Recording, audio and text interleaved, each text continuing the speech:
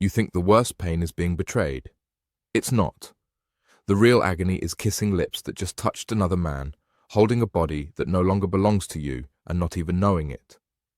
Many men convince themselves her distance is just stress or age or routine. But the truth is harsher. Women rarely confess, yet they always reveal. And if you miss the signals, you become the quiet accomplice of your own humiliation. That's why today I'm about to reveal 8 signs that give away a woman who just slept with someone else. Signs most men ignore until it's too late. And the last one, it's the nail in the coffin. The one she can't hide, no matter how hard she tries. Before I walk you through these 8 signs, take a second to subscribe and hit like. And let me know in the comments what city you're watching from. I want to see how far this message is reaching, because betrayal speaks the same language no matter where you live. And now, let's get back to the story. The first sign I'm about to show you is subtle, silent, and it's the one that quietly destroys more men than they realize. On number 1. Number 1, the cold silence of her body. There's a kind of silence that doesn't come from words, it comes from the body. And when you've been with a woman long enough, you know that silence. You know when her touch has weight, when her kiss has warmth, when her body is reaching for you without you asking. And you also know when that current goes dead. This is one of the hardest signs to face because it doesn't scream at you. It whispers. You lean in to kiss her and she turns her face slightly. You touch her shoulder in bed and she stiffens instead of melting. She says she's tired, but her body isn't heavy with exhaustion. It's heavy with indifference.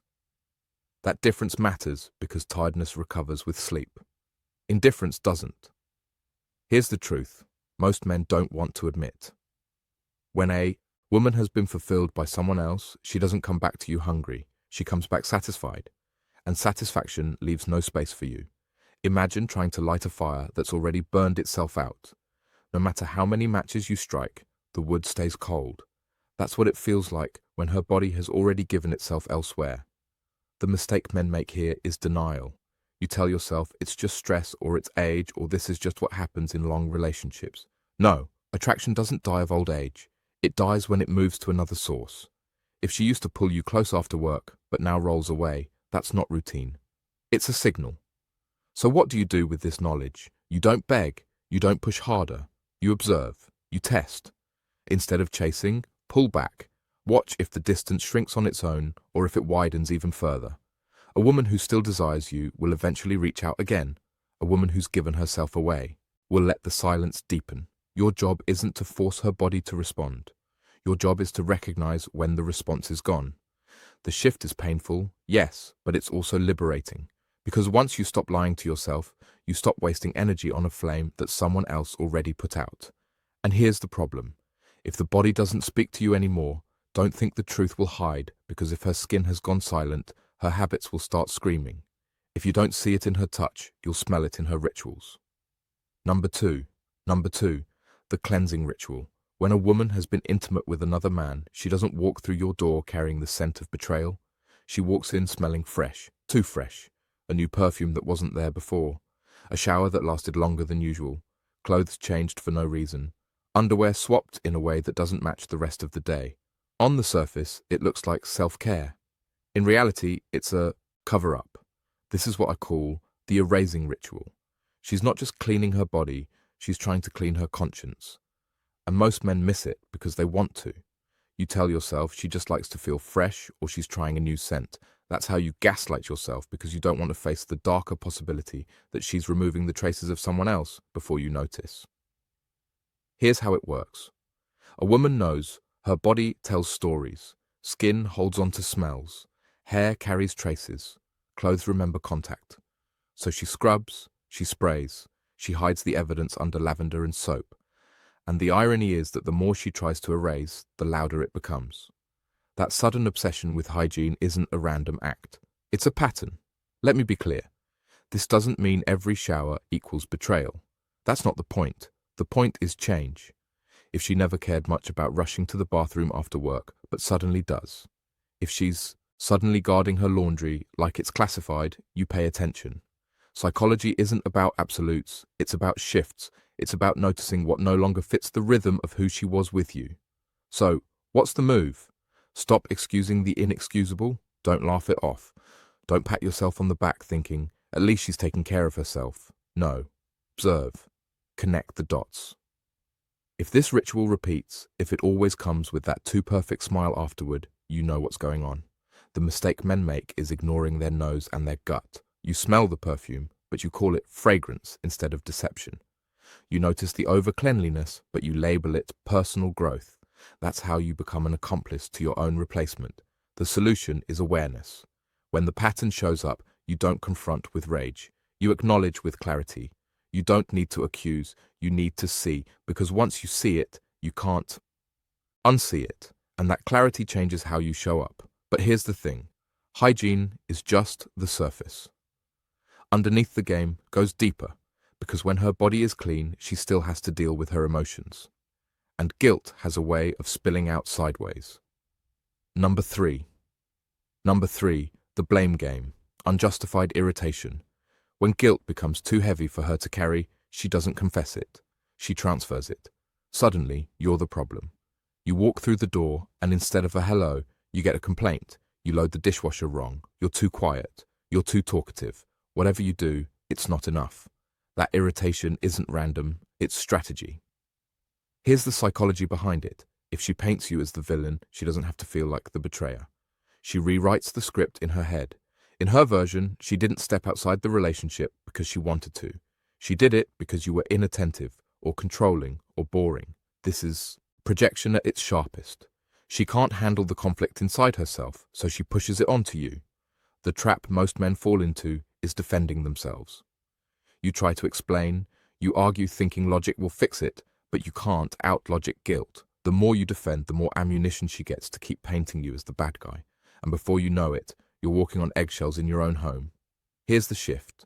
Stop playing defense. You don't need to win the argument. You need to win your dignity.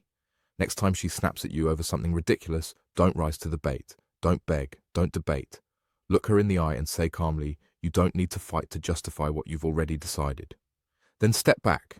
Not out of weakness, but out of strength. You're showing that you see the tactic and you won't dance to it. That one move flips the dynamic. Because when you don't play the role she wrote for you, her script collapses.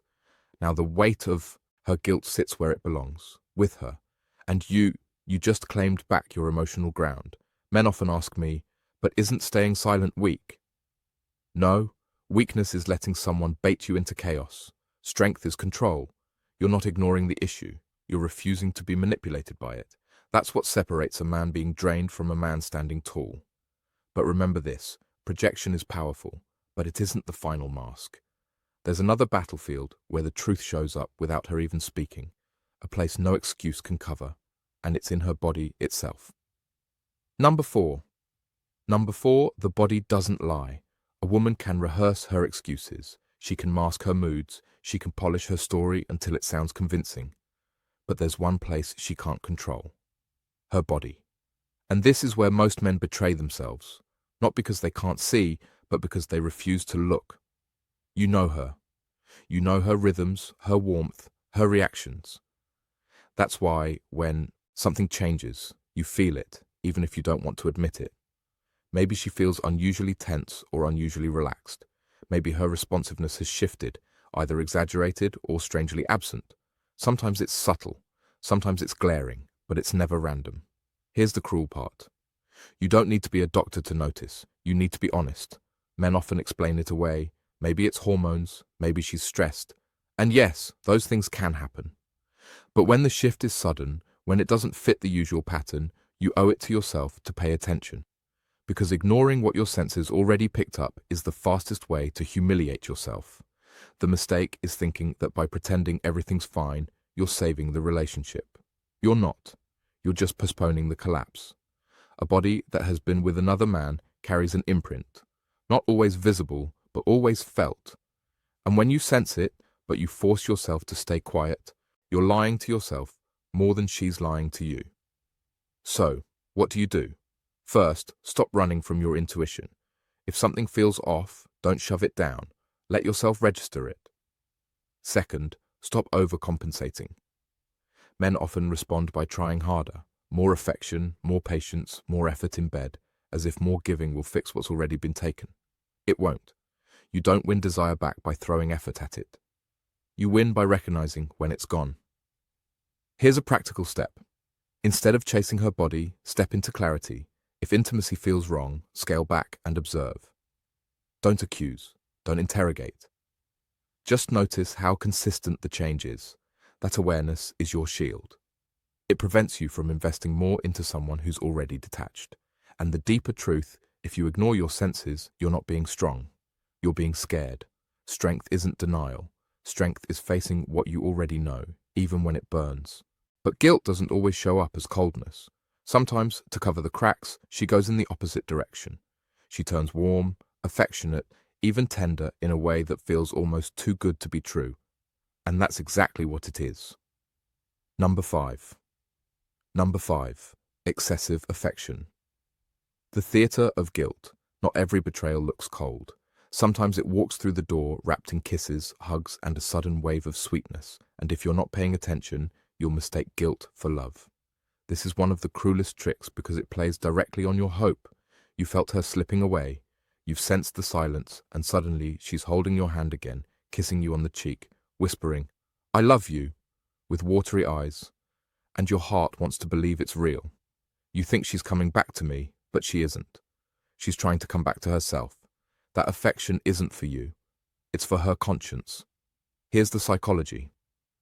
After crossing the line, many women don't pull away. They pull closer. Not because they've rediscovered their desire, but because they need to silence the guilt. Touching you, cooking for you, saying nice words. It's all part of the act. The act isn't to keep you happy. It's to keep her from drowning in self-disgust. The mistake men make is treating this affection like a second chance. You drop your guard.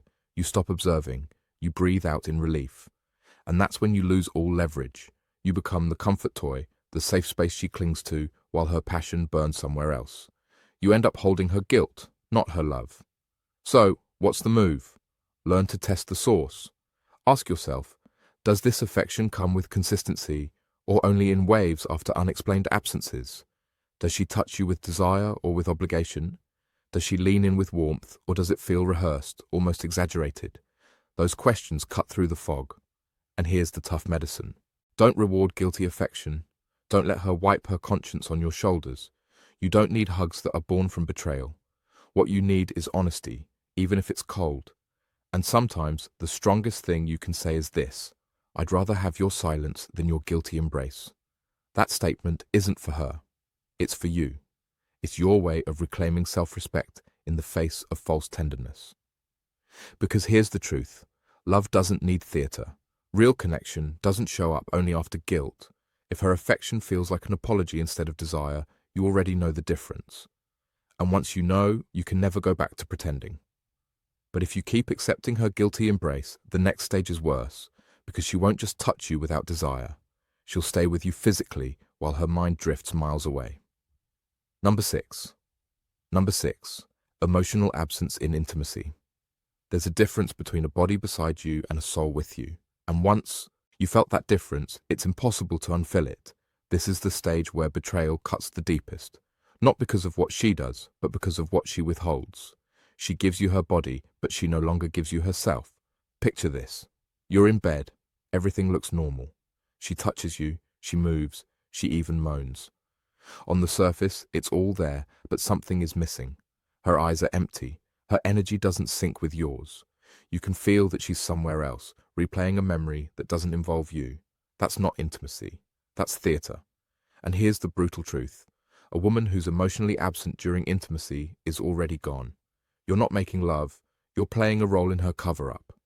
And men who ignore this always tell themselves the same comforting lie. She's just tired or it's stress. But deep down, you know the difference. Tiredness still allows presence. Stress still allows connection. This absence, it's a void.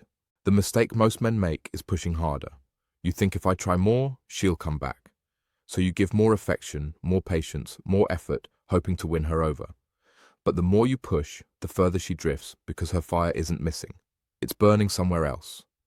And every extra ounce of effort you give just teaches her one thing. She doesn't need to give anything back. So what's the solution? Stop chasing ghosts. Respect yourself enough to notice when her soul isn't with you. Pull back, say less. And most importantly, don't confuse physical participation with emotional presence. When her spirit has left, your job isn't to drag it back. It's to decide whether you'll keep lying in a bed that feels colder by the night. Here's a simple step. Next time you sense that absence, don't cover it with more effort. Pause, look at her, and in your mind, tell yourself the truth. I'm not here to beg for connection. I'm here to recognize reality. That shift in mindset alone changes everything. It stops you from being the man who tries to revive a bond that's already been buried. Because being next to a woman who isn't truly with you isn't love, it's humiliation. And if you let that humiliation settle, the next sign will expose it in plain daylight. She won't just leave you emotionally absent in bed, she'll start leaving you physically absent in time. Number 7. The late returns. Empty excuses. When love is real, time bends to make room for it. A woman who still desires you will find her way back to you, even on the busiest days, but when her fire is gone, suddenly the clock turns against you. She's late again and again, and every excuse feels thinner than the one before. She tells you, work ran long, her phone died, a friend needed her. At first, you want to believe it. You convince yourself these are normal things, because yes, life gets messy, but when messy turns into a pattern, when lateness becomes routine, it's not about life. It's about priority, and you're no longer at the top of the list. Here's the psychology. Lateness is more than missing time. It's a test. She's not just running late. She's measuring how much you'll tolerate. She wants to see if you'll question it, if you'll push back, or if you'll keep accepting less while hoping for more. Every time you let it slide, you train her. You teach her that your dignity is negotiable. The trap most men fall into is silence.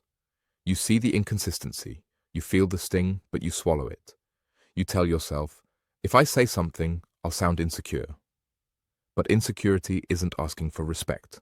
Insecurity is pretending you don't notice. So, what's the move?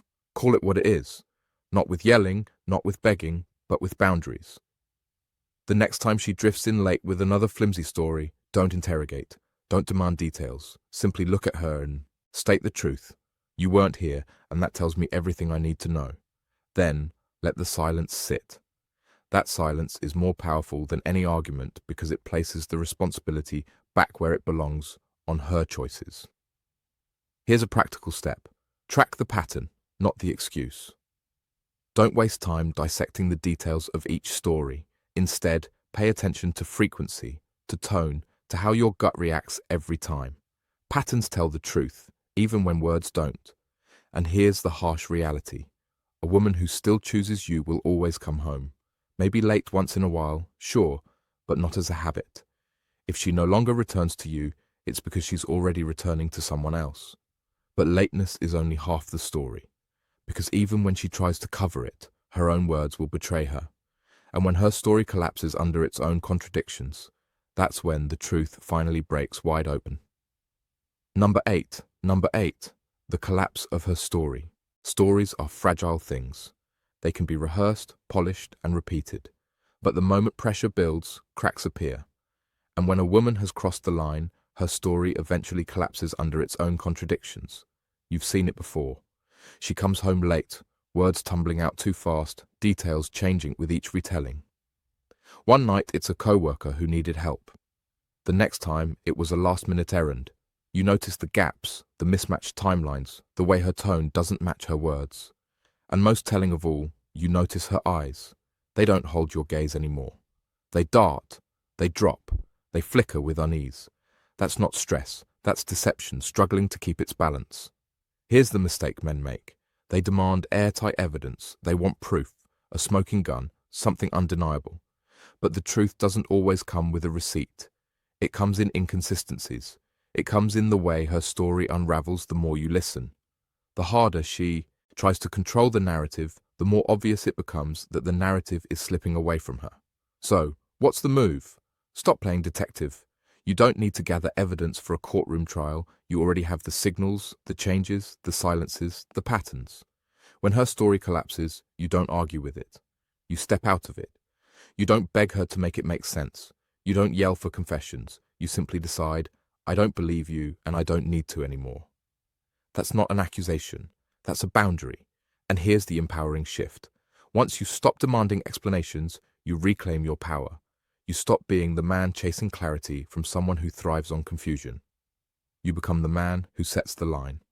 And the line is simple: respect or nothing. Practical step: practice quiet recognition. The next time her story starts wobbling, don't fill the silence with questions. Let it fall. Don't rescue her from the weight of her own contradictions. That silence is your ally. It exposes what words are trying to hide. And understand this: you don't need to scream cheater to regain your dignity. All you need is clarity and the courage to act on it. Because when her story collapses, the truth is no longer the issue. The only issue left is your decision. Will you keep lying to yourself, or will you stand up for the man you know you are? And that's the final cut. Because after seeing all 8 signs, the real question isn't whether she betrayed you. The real question is whether you'll betray yourself by staying blind. Conclusion. You've just heard the 8 signs. And let's be clear, this isn't about turning you into a paranoid detective snooping around for every tiny detail. It's about opening your eyes so you stop betraying yourself. Because the harshest betrayal isn't what she does in secret. It's what you allow yourself to ignore in plain sight. The goal here was never to catch her red-handed.